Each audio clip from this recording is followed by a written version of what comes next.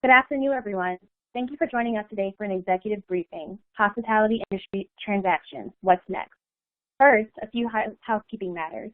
We have planned a 45-minute discussion with the hope of answering your questions, so please submit your questions on the Q&A box on your screen. In addition, there is a survey on your screen in which we would welcome your feedback, and we would like to gauge your interest in future discussions.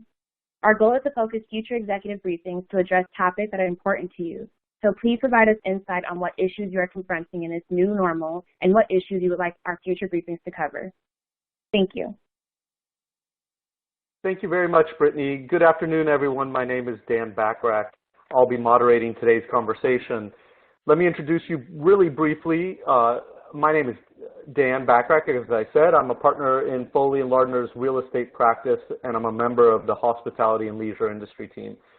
My practice focuses on the condominium, hotel, resort, and hospitality industry, including residential, commercial, and mixed-use condominiums, timeshare, private residence clubs, fractional projects, and travel packages.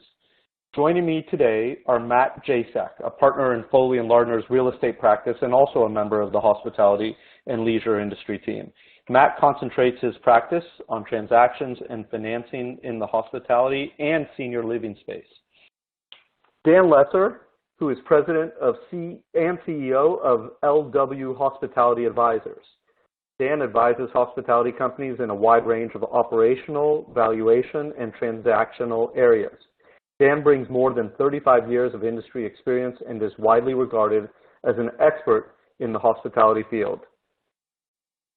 Cliff Risman is also a partner at Foley & Lardner. Cliff is a Chambers-rated veteran real estate lawyer who represents companies that develop, own, operate, and finance hotels and resorts around the world. Cliff is co-chair of the firm's hospitality and leisure industry team, assisting clients in securing capital, structuring deals, and negotiating management contracts. He also helps guide clients through labor, tax, food and beverage, and operational matters and disputes. So the point of these webinars is to focus on the hospitality industry, which we know and keep seeing how hard hit it has been. Many forecasters are expecting a sustained period of decline with a subsequent recovery based on a number of factors. We have assembled this panel with intent on providing useful and practical information and guidance for those of you in the hospitality industry. Today's topics will include transaction structures and how will they be impacted, how will valuations change, whether capital is being assembled for opportunistic plays, impacts on pricing, including valuation, cap rates, and trailing operating results, foreclosures versus note sales and other methods of acquisitions and transferring, and preferred equity, mezzanine debt, and other forms of rescue capital. So let's go right at it and hit the discussion. Our first question today is for Dan Lesser. Dan, it's still early, but based on what you are hearing and where things are, where are the P&E firms and real estate funds in terms of timing of investing, levels of committed capital, and efforts at raising additional capital? Are you hearing from folks with dry powder or funds raising new capital? And how about any rescue capital and mezz debt? Well, Dan, first of all, thank you for inviting me to participate in this event. I really do appreciate it. Greetings from New York. So that was a multi-pronged question, a very good question. I think one of the first things we need to sort of set as a backdrop is where are we and sort of where are we going, right? And this is a table that was put together by our friends at Robert Douglas. It's a great presentation in my humble opinion because it's very logical, and I'm not going to read through it, but it's very logical as to sort of where we are and the cycle of where we're going. For folks on the line who were around in the early 1990s, you most likely recall Stay Alive Till 95, and to me, the saying "Stay alive until 25" might be very well appropriate this go around as well. So, where are we at this point? Clearly, existing sponsors and managers are in a defensive position, right? Particularly those that not only operate hotels but also own real estate, right? The name of the game, cash is king, and bolstering liquidity and mitigating cash burns is really the number 1 and 2 priorities for existing sponsors. The debt markets are generally paused. You really can't get financing on a hotel right now. CMBS is obviously a whole topic in and of itself, and I think we're going to talk a little bit more about that. And then, yes, the markets are clearly flush with all sorts of capital that has been raised, that was frankly raised prior to COVID, and looking to take advantage of opportunities. And here are just a couple of highlights of brand name investment firms that already have moved in the market, like Blackstone and Starwood, in terms of picking up significant stakes of Extended Stay America. And we've seen all sorts of capital come from around the world, not just into the lodging hotel space, but also going into online travel agency space. Airbnb did a couple of rounds of very expensive capital raising. And then the Saudis invested in Carnival Cruise Lines. So to sum up, yes, absolutely, there's a tremendous amount of capital out there that is looking for opportunities. Thank you, Dan. Cliff, now we turn to you, and on the legal side, how will the structure of transactions change in terms of this historical auction process for hotel sales? Is that what we're going to see as we've seen in the past? What other guidance do you think history can provide, or will there be a twist this time? Thank you, Dan. My sense is that particularly for portfolio transactions and for some of the more highly valued assets prior to COVID-19, the auction process was fairly popular, where people would sign NDAs, do some diligence, make preliminary bids. Oftentimes, the seller and their advisors would even put out a form PSA and request any comments to that PSA along with the bids. The bids would be culled.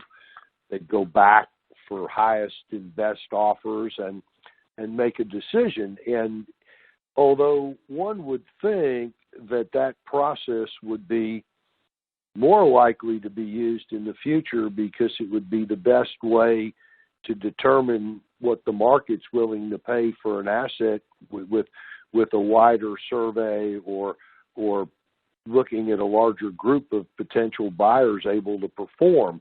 But all of that having been said, from talking to clients, there's a sense that there may also be more off-market or quiet transactions, as people looking to exit a particular asset may not want it more widely known, and there may be some more quiet transactions.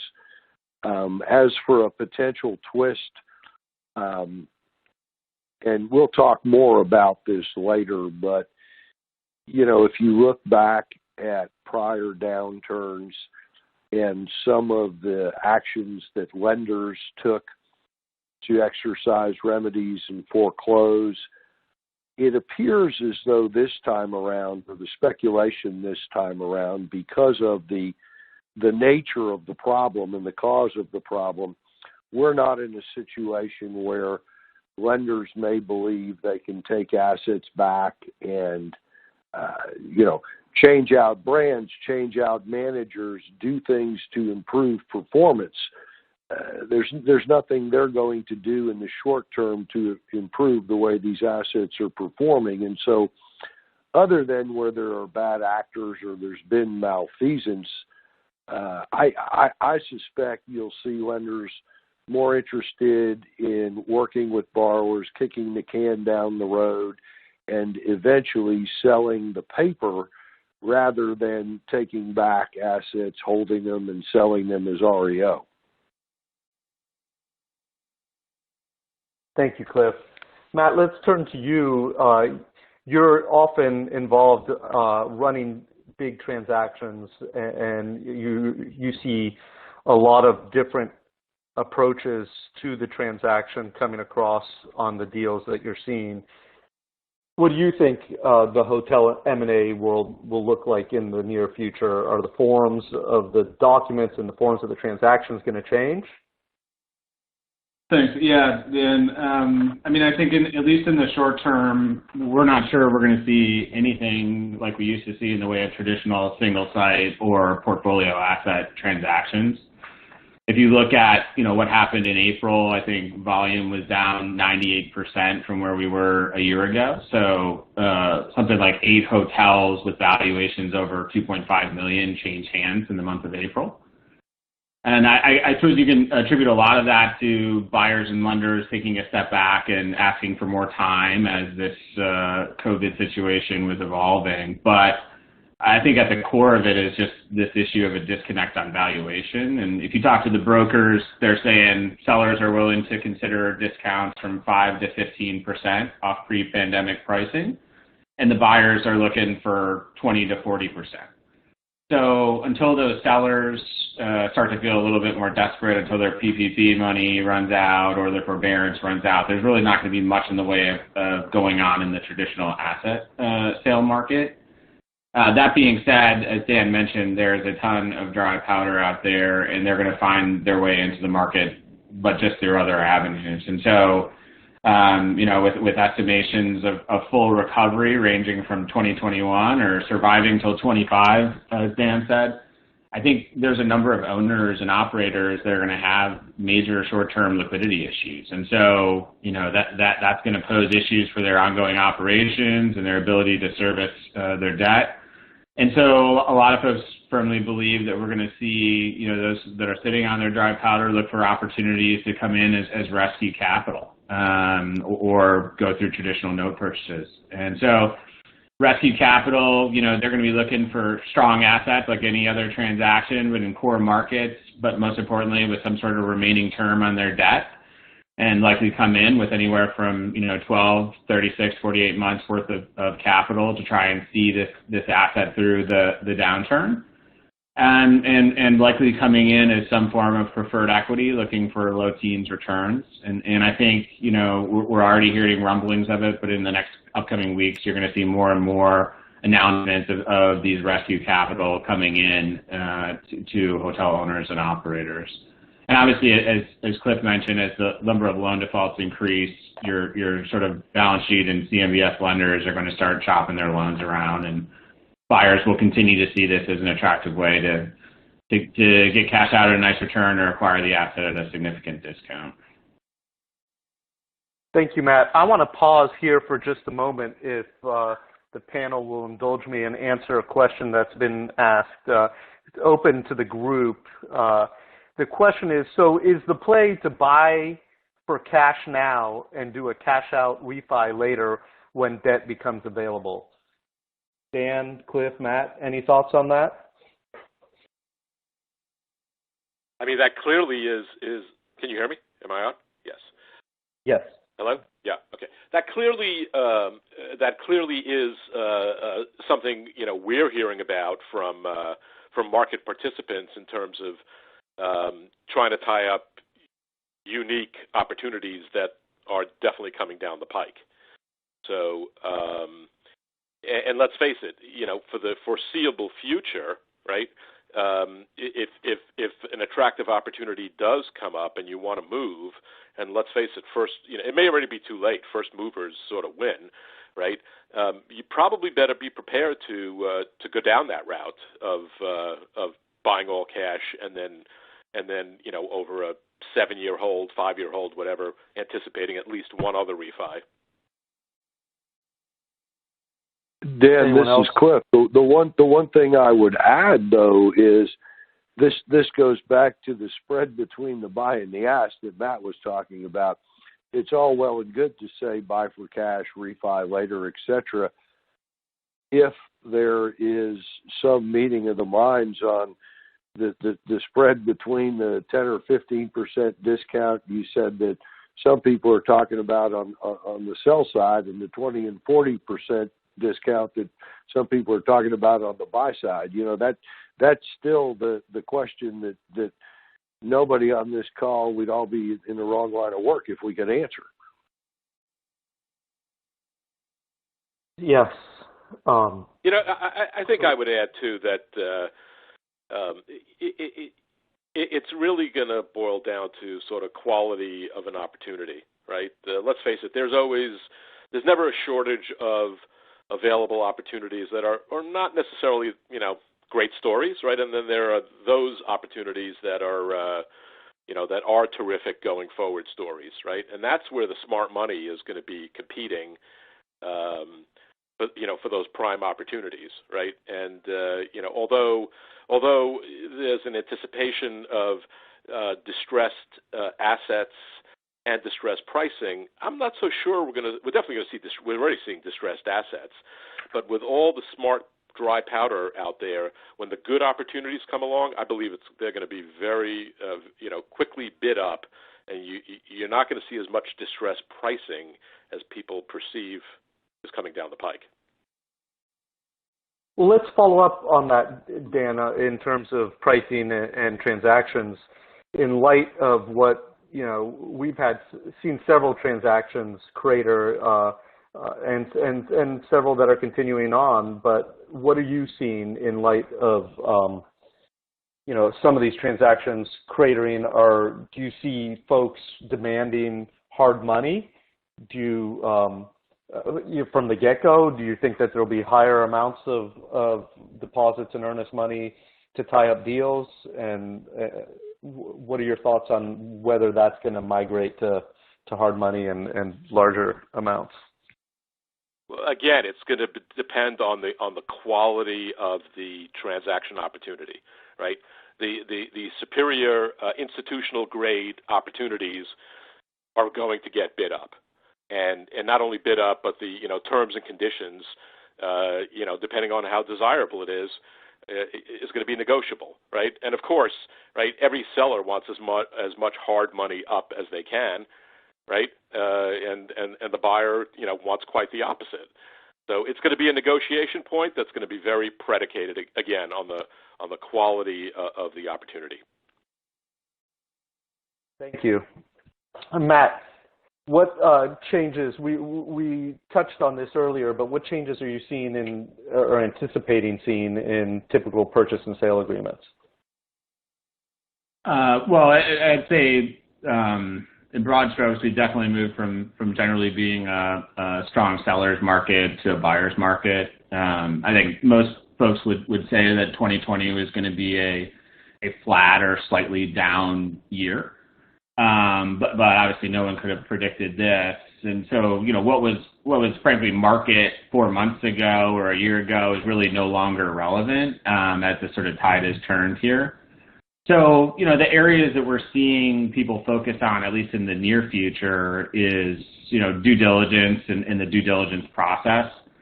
So, particularly in April, March and April, it's relaxing a little bit in May, but buyers were having a very hard time conducting their typical due diligence due to state or local restrictions.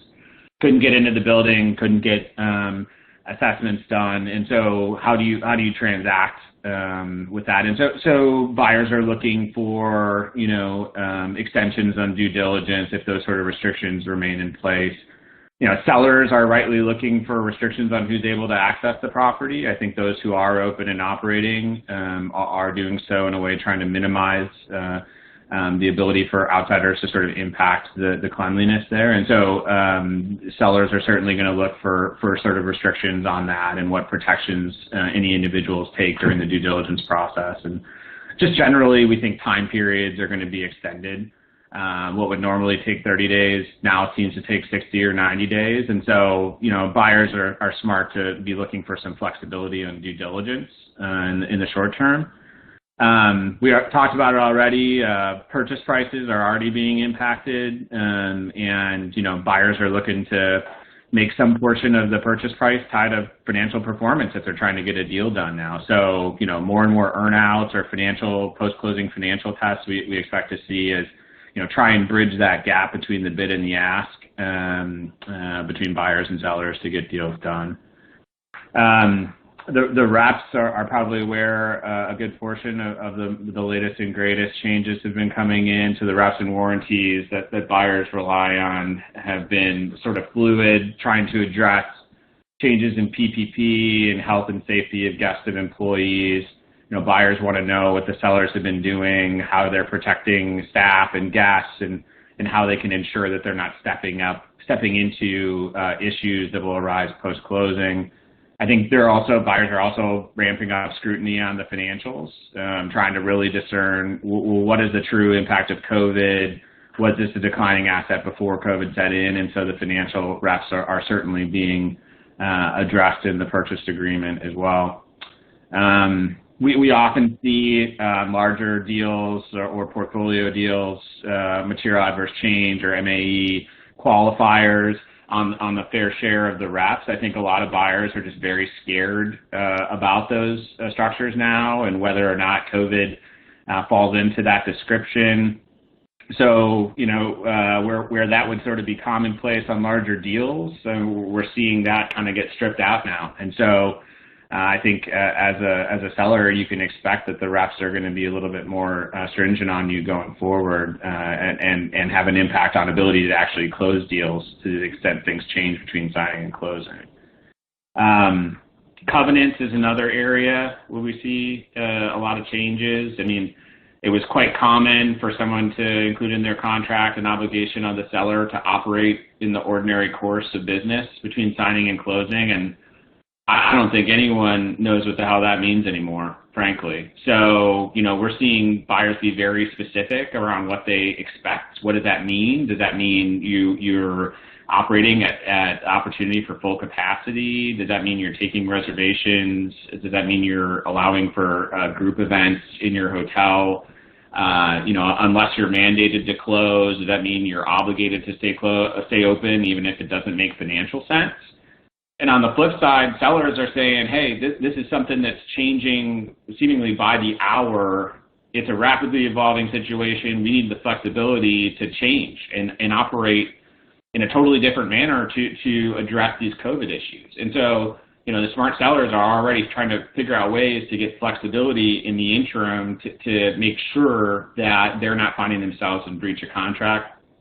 And then two other areas, closing conditions. I think 4 months ago, if someone sent through a term sheet or a purchase agreement that included a financing contingency, most sellers would sort of laugh and throw it in the garbage.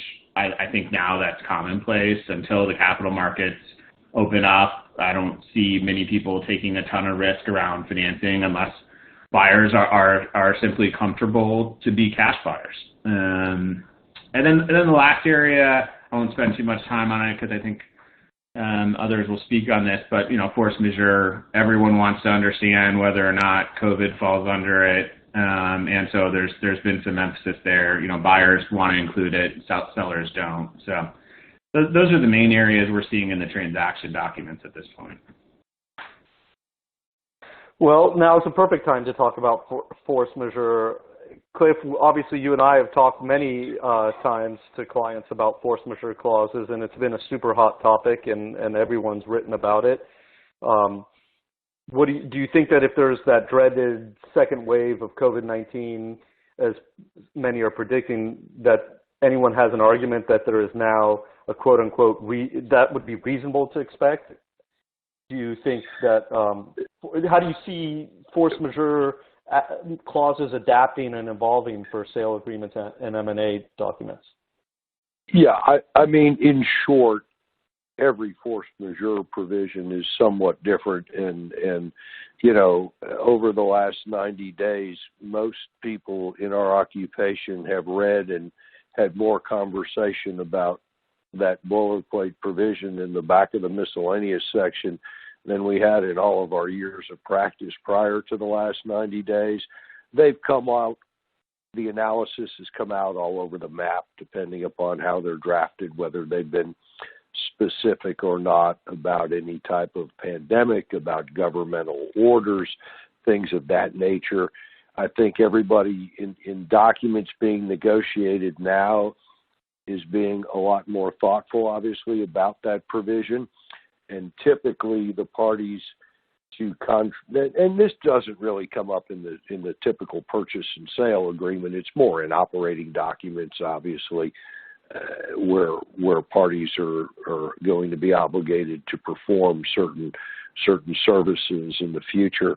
And it's the parties generally who are going to be obligated to perform services in the future that will try and more broadly draft force majeure to include things such as pandemics, COVID-19, a second wave, and it's the parties who will be the likely recipients of that performance that will want to take the position that all of those things are now reasonably anticipatable and therefore should be excluded from what would constitute force majeure. But I don't think there's any black and white answer, and like most things, that'll be a function of who has more negotiating leverage in each particular case.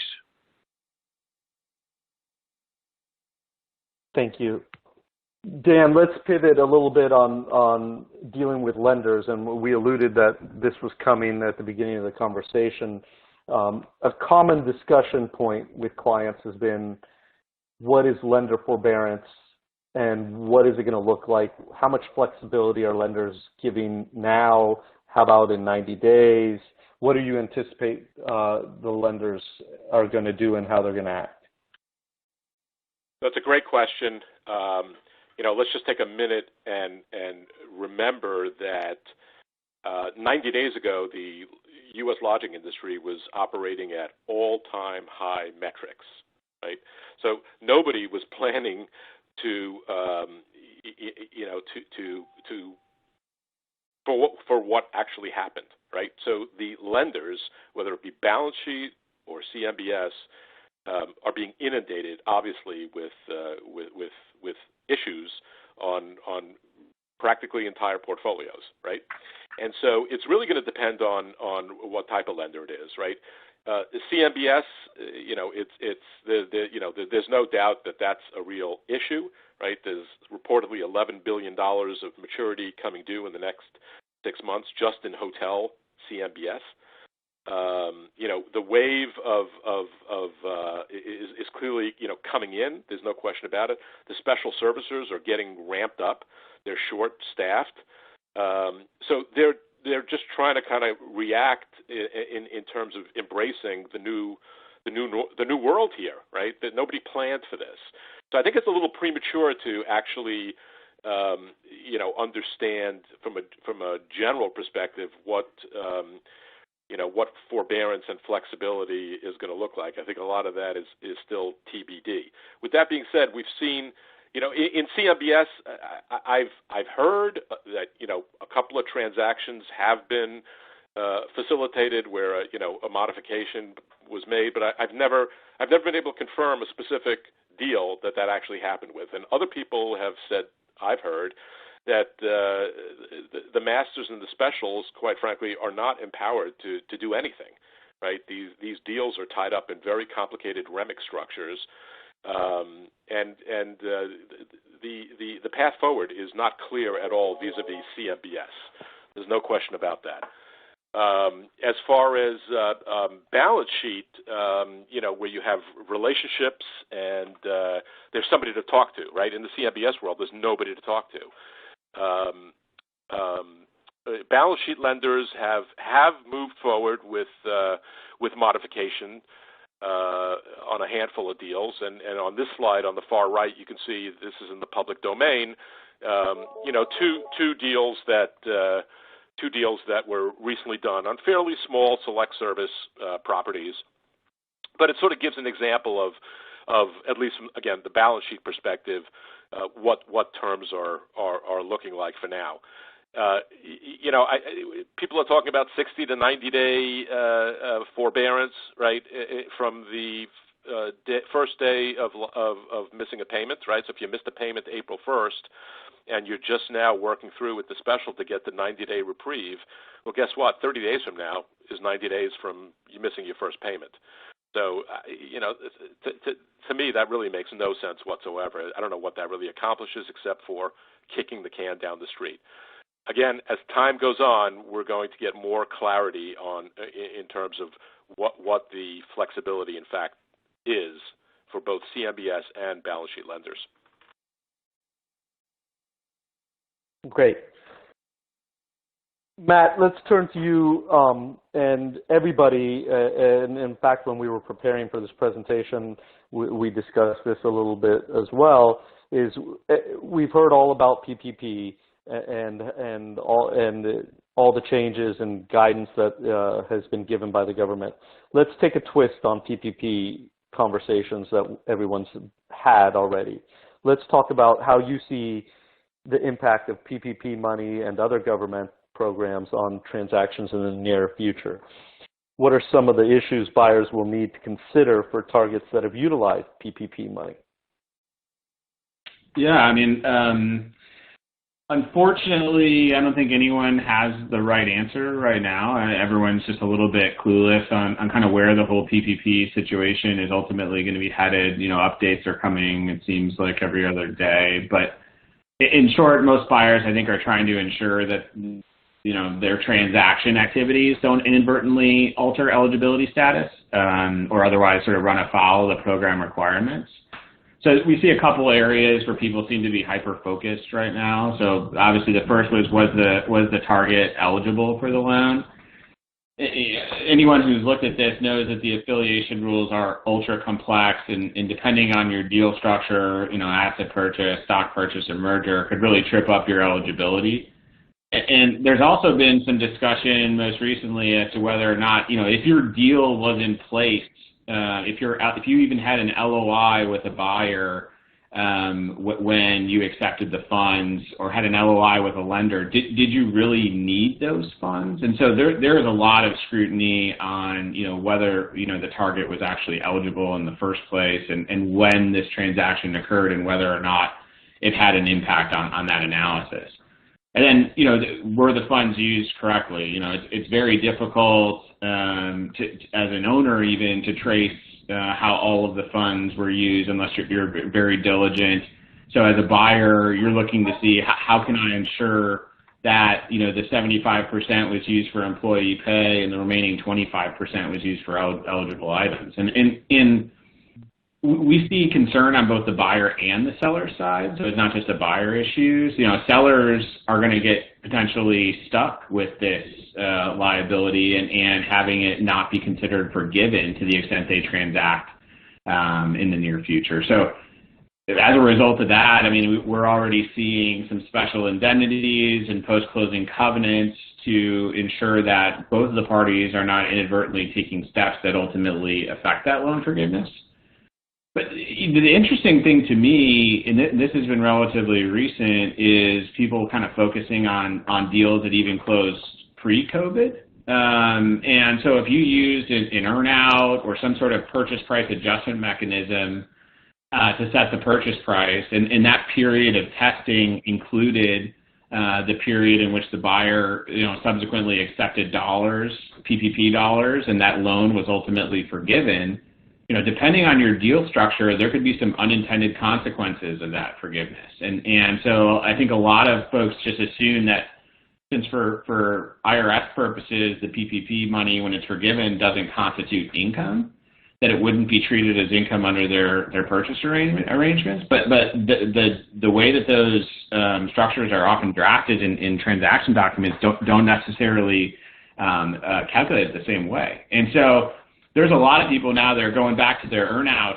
and their purchase price adjustment structures and deals that they may have structured, a year ago, and trying to determine whether something they did, a month ago is going to have an impact and result in, an obligation to make additional payments to the sellers as a result of earnout. So there's a lot going on here, and frankly, something that is going to be continuing to evolve, and I think everyone is going to be a little bit nervous about it, and so you're going to see a lot of special drafting, hyper-focused on, what's the impact of the forgiveness, what happens if it's not forgiven, and who's really going to take the risk around those on these transactions.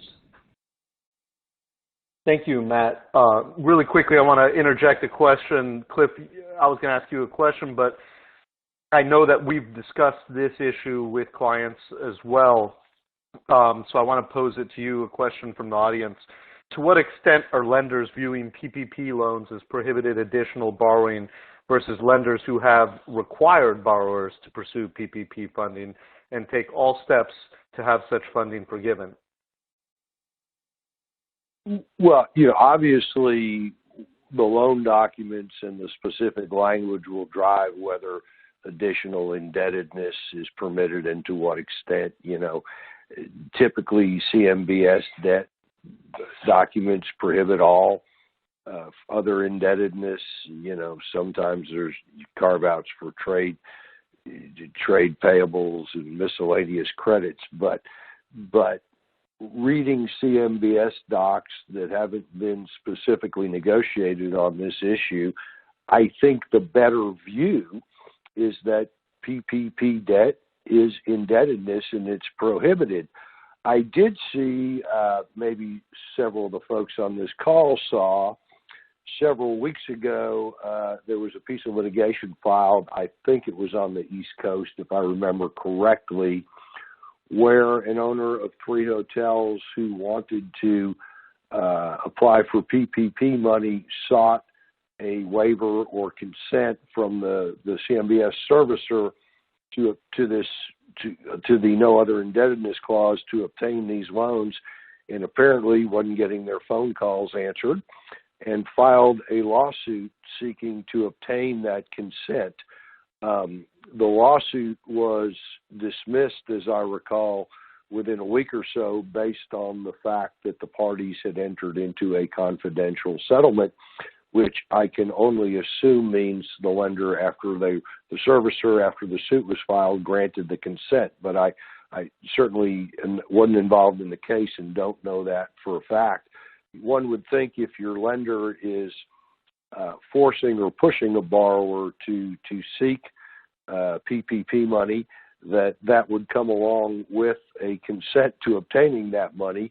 As to the forgiveness issue, I've heard people take the position that since the loan is forgivable and they intend to comply with the criteria for forgiveness, it's not really debt.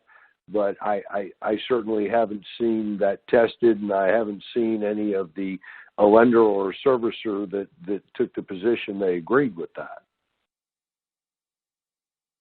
I'm going to jump and ask you another question, Cliff. Clearly, operating costs are going up.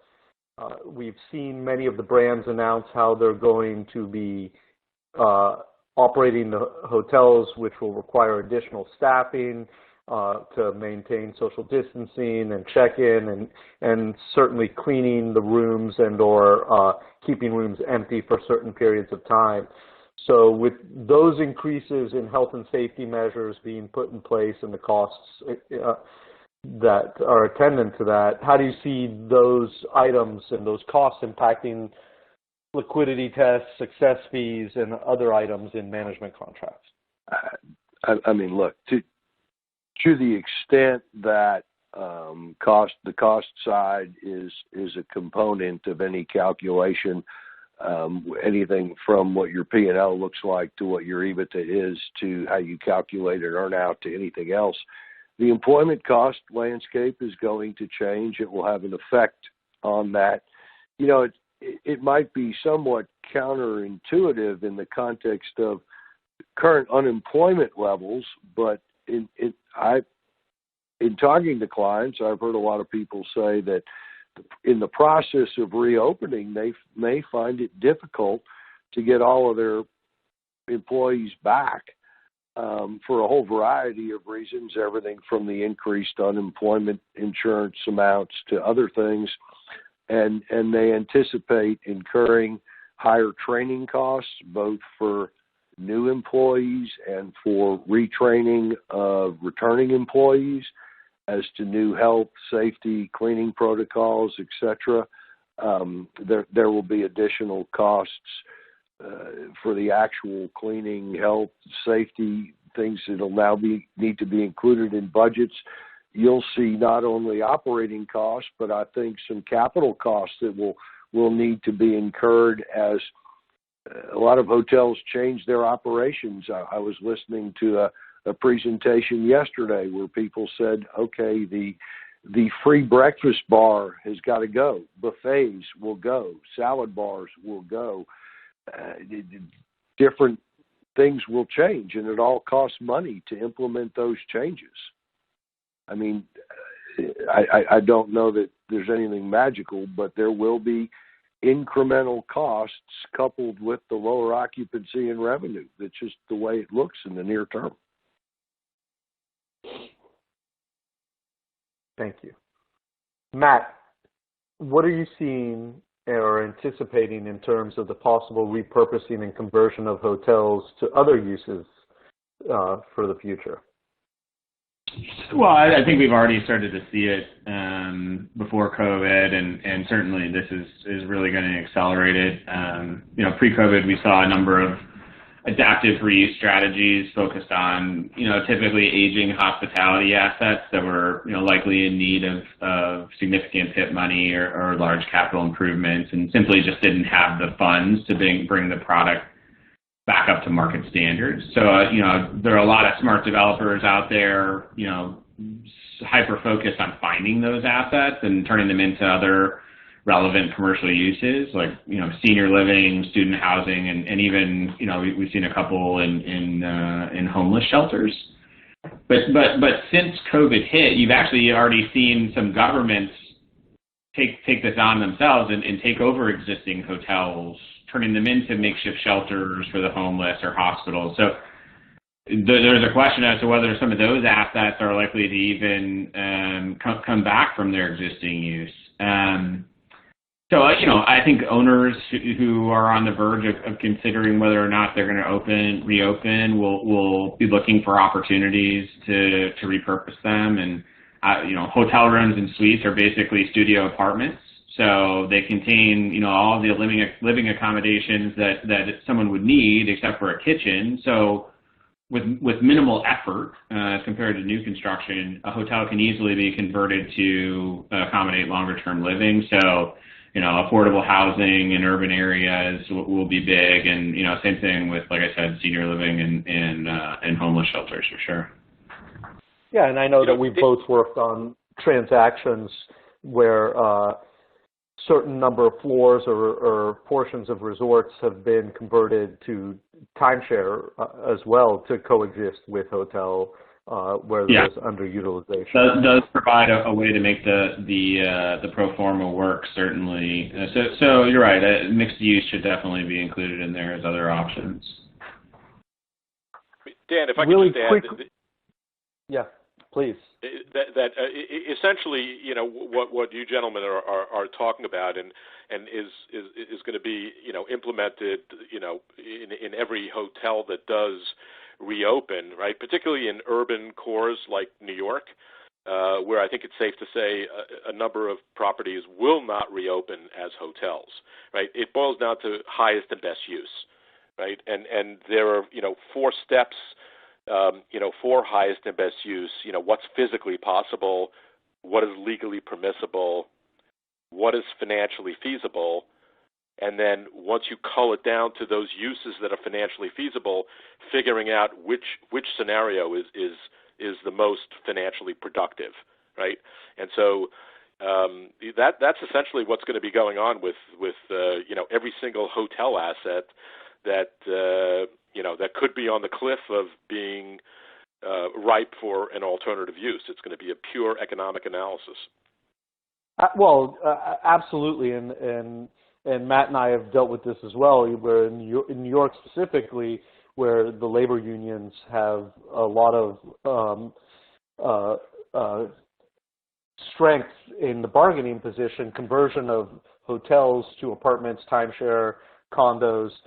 They were certainly uniting in opposition to that. In fact, an ordinance had been enacted in New York. So those are other issues that need to be considered when evaluating these conversion opportunities. Absolutely. Agreed. Let me ask you, Dan Lesser, a question from the audience before we move on. It's an interesting question, I think. What do you foresee further brand consolidation going forward as a result of this? I'm not sure that I necessarily see brand consolidation. What I do see is a pause and probably what should be a halt in the rollout of new brands. I mean, there are more than enough brands out there in the lodging sector, and I've said this for many, many years now. This is what I do day in and day out for 40 years, and there are numerous brands out there that I really don't understand what the uniqueness and the differentiator is of that brand. And quite frankly, without naming names, I've actually heard from a hotel franchise salesperson that he or she acknowledged off the record that they couldn't tell the real difference between a couple of their brands. So, that's in terms of rolling out new brands. Consolidation. I mean, listen, the big folks will continue to get bigger, right? So to the extent that you see some brands folding into brand families, or maybe smaller brand families merging into larger brand families, that is a possibility. But I don't see that happening anytime soon, quite frankly. Thank you. Cliff, this question is directed to you. Clients have been asking whether their best option to get out of a franchise agreement or the HMA is to declare bankruptcy. We've discussed that option, and during our last session we talked about the impacts of bankruptcy. But what concessions do you see franchisors and managers giving in terms of transfers or terminations of operations and all the impacts in addition to bankruptcy on how to evaluate these types of situations? Sure. Well, without trying to turn this into a bankruptcy seminar, because that's really not the intention. I mean, bankruptcy is a tool. It's a tool that really should only be used very carefully.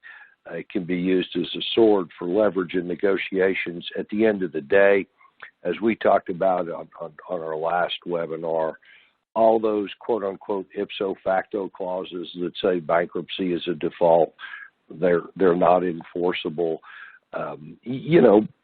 Bankruptcy can be used as a tool to renegotiate or terminate contracts, leases, things of that nature.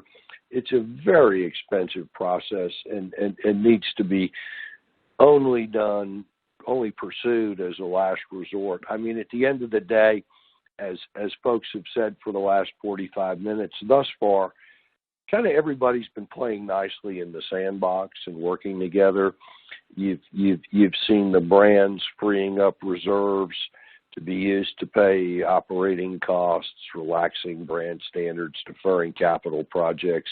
You've seen lenders forbearing, but time will pass and this will change, and the lenders will want to be caught up. The brands will want the reserves replenished, etc. I do think some owners may try and use this situation to retrade their deals, to use bankruptcy as leverage to do that. There's whether it's to change a manager, change out a flag, etc. But bankruptcy is not a begin all and end all to achieve that. The one other thing I would say is the vast majority of contracts, other than the kind of long-term no-cut agreements, which generally speaking are not specifically performable at the end of the day anyway, absent very specific and unique circumstances like agency coupled with an interest and whatnot. At the end of the day, if parties want out and it's not working, it's about economics and what it costs to get out, regardless of which side of the table you're on.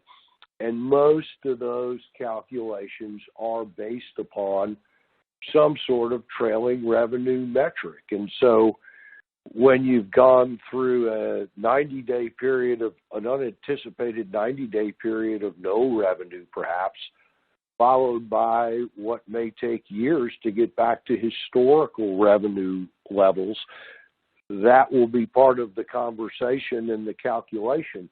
And whether the counterparties to those agreements are going to take the position that those formulas that were in their forms shouldn't apply because of this event, which was force majeure, I don't know how that comes out, but I do think that a lot of formulas will yield lower amounts going forward than they would have in the recent past. That makes sense. And I would also add one other thing, because we had this conversation last week, is in addition, you have to be careful with using bankruptcy or to weaponize bankruptcy, because you very well may have a guarantee out there that will go through bankruptcy. So I just throw that in there. Dan, the $64,000 question goes to you, which is, how should purchasers and sellers go about pricing and valuation? What will be used for valuation, cap rates, and trailing operating results? Well, thank you. I actually think at this point in time, it's more like $1 million question. Listen, I think you first have to establish, the notion of and the definition of market value, right? And on this slide, you can see underneath, this is one of several definitions that are out there.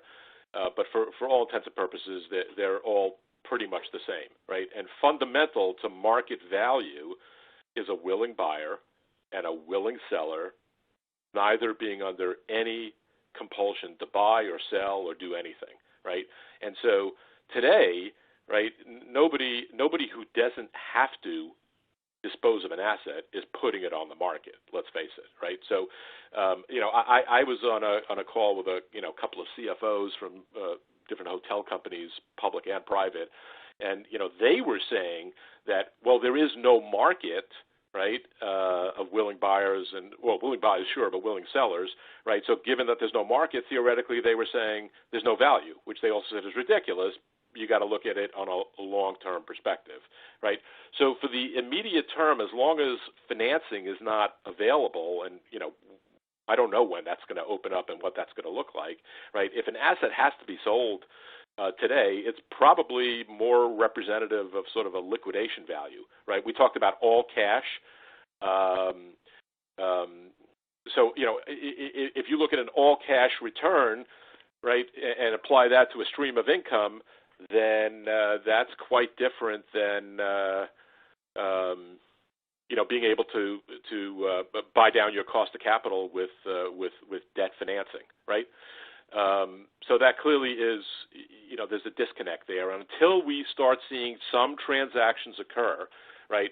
I mean, listen, on this call, I think I heard 20 to 40%, right? I've heard anywhere from 5 to 50%, right? The bottom line is that nobody really knows what the erosion in value is. I think what everybody does know and agrees upon and concedes is that there's probably not a hotel on the planet today that's worth more than it was 90 days ago, right? So the question becomes, what is that erosion of value? And again, if anybody that talks with conviction that they know is probably making it up, because nobody knows. And until the market speaks and some price discovery bubbles up, we can all just debate what that discount is. The next thing to consider is, obviously, again, the asset, the market, the desirability of the opportunity, as I talked about earlier, right? Valuation principles are not going to change, right? Hotels are income-producing real estate, and for the most part, they're purchased on a discounted cash flow analysis, and so. As Cliff said a couple of minutes ago, there's been no cash for 90 days for a lot of hotels, right? And so you got to plant a flag in the ground to assume an opening date, right? And then run a traditional cash flow analysis as if it was a new hotel opening up, and a ramp up to stabilization of projected cash flow, applying a discount rate and a terminal cap rate.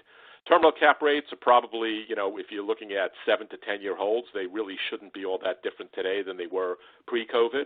Obviously, discount rates should be higher. It depends on, again, the asset, how much. Cap rates have never really been all that relevant for forming pricing and valuation conclusions because the market doesn't do that. The market does a discounted cash flow and then backs into an implied cap rate. And I think it's also important to remember that, Cliff had mentioned about no cash flow. I mean, there's no shortage of transactions when you look back over the years of assets that are described as trophy assets that really don't make a whole lot of money from a cash flow perspective, and yet they trade at some very healthy prices, right? And so, looking at replacement costs, right? That's sort of a check, if you will, for for an income analysis. What discount off of replacement costs? We don't. There's lots of opportunities out there or lots of assets out there that you wouldn't build again today, and you probably wouldn't build for a long time.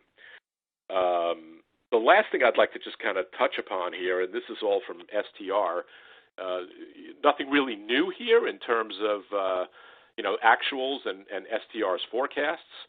But the point I want to bring up here is, and this is particularly for folks who are somewhat new to the lodging space, right? The notion of a hotel value moving dramatically, either upwards or downwards, very quickly, is not unheard of, right? So I've come across lenders who, only getting into the hotel space during a recent past, and they don't understand how can a hotel's value change 20% in a year or 30% in a year.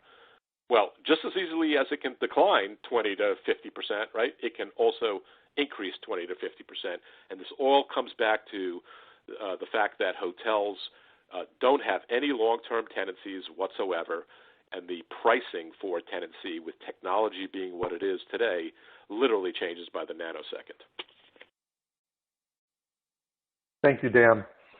For those of you that are still with us, I'll invite you to type in questions. We're going to turn to a few of those questions now.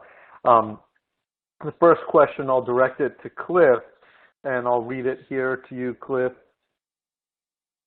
Back to the force majeure clause in the hospitality industry. Cliff said everybody is negotiating, and the leverage of parties will be important to the negotiations. But what is a reasonable measure for now in accepting a termination of an agreement due to force majeure? When is it reasonable to perform? Yeah, I think I understand the question, and my sense is this comes in the context of the group booking issues and whatnot. I could be wrong, but at the end of the day, once again, what's reasonably anticipatable, what comes within force majeure, the legal answer, and the business and practical answer oftentimes diverge. When clients, hotels are working with large groups, repeat business, yeah, they may have the lawyer look at it and say, was this foreseeable? Is this performable because a large gathering of this size on this date in this jurisdiction is currently prohibited, or we don't know if it will be prohibited on that future date when the booking is, and these types of large gatherings require significant lead time and travel plans. There's the legal and the practical, and where there's a relationship and there's good faith on both sides, people have been working for these issues no matter which side of them you're on, rescheduling, rolling deposits, and applying them to future events, etc. Where it's a one-off, it's not an existing relationship. I think they've been coming out all over the map There have been default letters flying back and forth in certain cases. I'm sure there's been some litigation filed where there are significant amounts at issue. But our advice to clients, frankly, for the most part on that issue is we can tell them what the document says. We can tell them the likely legal answer. But we've been advising everybody to continue to play nice in the sandbox, try and work through these issues.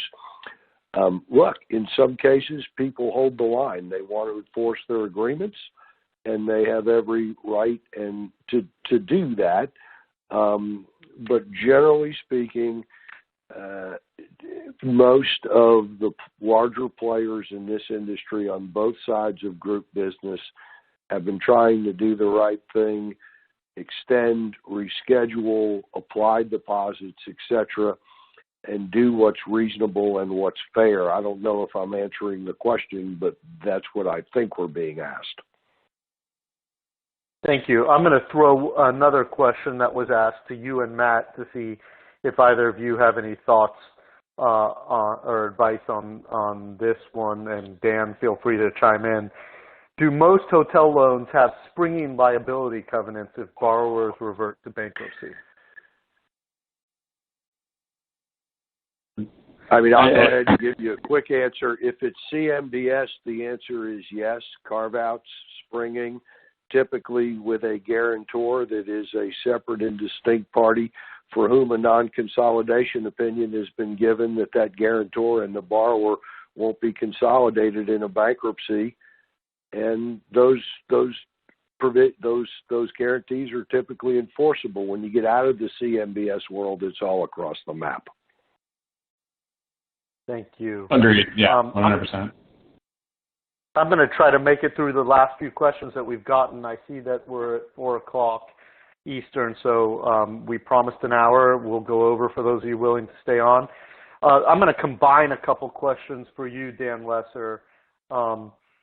There are 2 questions that are somewhat similar, one relating to how long before operational profitability, and another question based on where the anticipated RevPAR fall-off will be for 2020. In reality, how long will it take for the country to get back to the 2019 levels, particularly if ADR falls over 20%? Wow. Do you want me to give you the real answer or make it up as I go along? Because I mean, at the end of the day, who knows, right? Let's call. Well, I mean, a vaccine tomorrow would definitely change the answer, right? No question about it, right? And you kind of hit the nail on the head about this is all about confidence building, right? I mean, people need to get confident to go back to their lives, right? They need to get confident. They also probably need to get unemployment benefits that are not greater than what they would get if they went back to work, right? So that's sort of another challenge, right? And I believe I heard somewhere that the $600 a month, the $600 extra payment from the feds, that they're looking to extend that, right? So there's a lot going on here. How long is it going to take? Listen, from the operational perspective, are we talking about operations pre-debt service or post-debt service, right? I've heard, I haven't done the calculations myself, that at a 25% occupancy and a $100 average rate, you should cover operational costs, and that at 50% at $100, you're starting to maybe cover debt service. I haven't tested that. I heard that one yesterday. I honestly don't know the answer to both those questions. I mean, it's fair. It's tough. I mean, everything could change. If someone figures out that mixing, Robitussin and salt water and, of course, some bleach and drinking that you can cure yourself, then it'll change our travel habits overnight. But until then, it's hard to predict, I assume. One other question for the group: will we see more receivers appointed than during the last major downturn? Any thoughts on that? You're going to see a lot of receivers appointed. There's no question about that. Whether it's going to be more, the same, or less than the last time, I don't have any feel for that. But we are already getting a ton of inbound inquiries asking us to consider serving as receivers. Thank you. Matt, Cliff, anything? I would say as long as there's a possibility for upside and creating some cash flow, there's no reason why lenders won't consider receivers. It's the question of whether the receiver is able to fix the issues. That's frankly right. what it might come to. If travel's the issue, I assume that we'll see less if people aren't traveling. If people are traveling, then the likelihood goes up that there's a solution. I mean, I think we can all agree that we'll see drive-to destinations probably recover quicker than a convention hotel, for instance, and a resort on an island. So we'll have to see how things shake out in terms of cure and vaccines.